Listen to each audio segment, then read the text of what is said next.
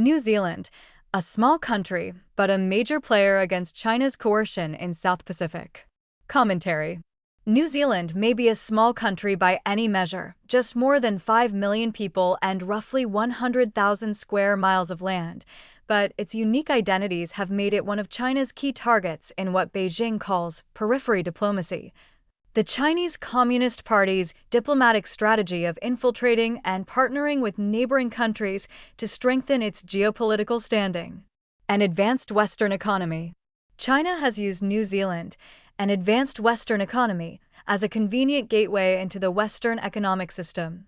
The Chinese Ministry of Commerce touts four firsts with New Zealand, the first country to finish WTO bilateral negotiations with China, the first to recognize China as a full market economy, the first to enter bilateral free trade agreement negotiations with China, and the first to sign and implement a free trade agreement. However, Beijing's ambitions in New Zealand go well beyond trade and economic ties.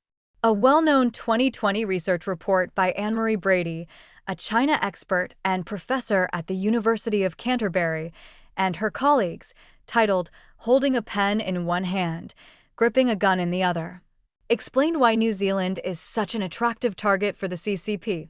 It has high-tech companies and world-class scientists.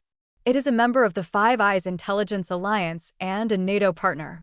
It is close to Antarctica and runs advanced polar research programs. All of this is extremely valuable to China as it tries to dominate polar resources and expand its Beidou satellite system. New Zealand's relatively lax defenses have made it an easy backdoor for the CCP to access Western high-end technology for its military modernization. However, as the CCP becomes more assertive, Wellington realizes that Chinese state-sponsored actors have exploited cyber vulnerabilities in New Zealand in ways that undermine its security, according to a national security report. A key player in the Western military and political system.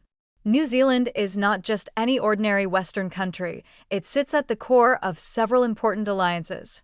It is a member of the Five Eyes Intelligence Sharing Network, a tightly knit group based on Anglo-Saxon values that even major European allies like Germany and France aren't fully part of.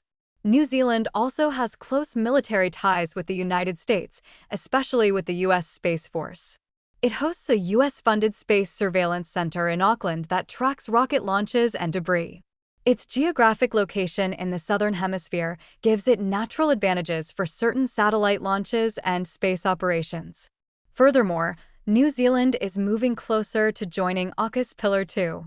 It has also become one of NATO's 4 Asia-Pacific partners, alongside Japan, South Korea, and Australia, and has signed an updated partnership program, the Individually Tailored Partnership Program, with NATO, running through 2027.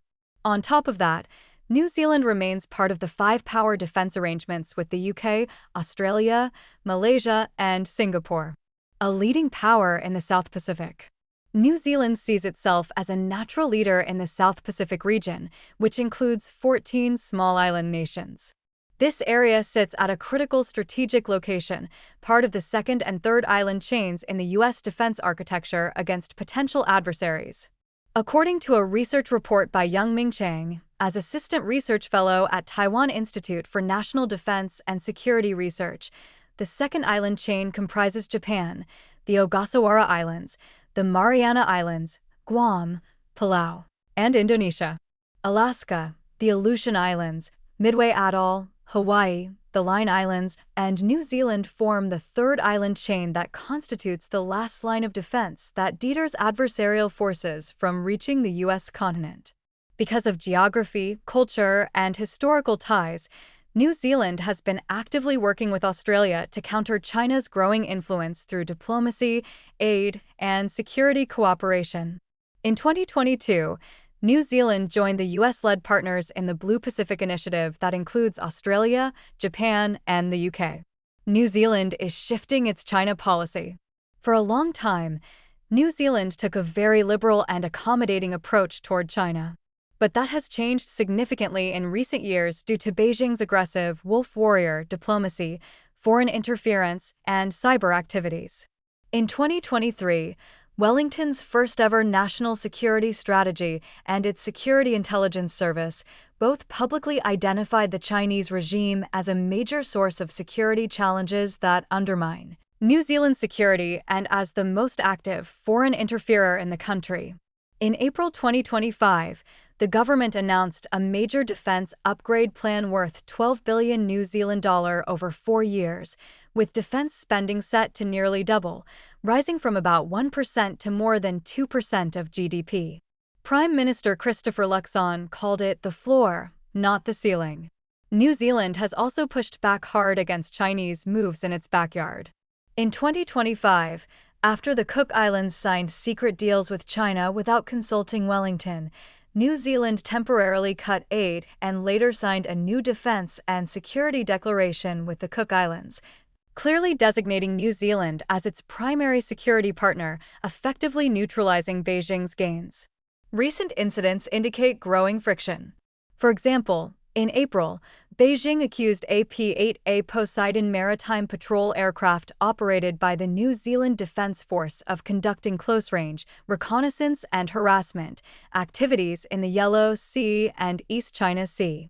In response, the New Zealand Defence Force said the aircraft was carrying out a long-standing international mission under United Nations Security Council resolutions to monitor North Korea's sanctions evasion and was undertaking activities not directed at China, but rather aimed at monitoring evasions of United Nations sanctions on North Korea, which do occur in the Yellow Sea and East China Sea. It added that the operation was conducted professionally and in accordance with international law and civil aviation procedures. Concluding thoughts. China remains New Zealand's largest trading partner and a major source of tourists and exports.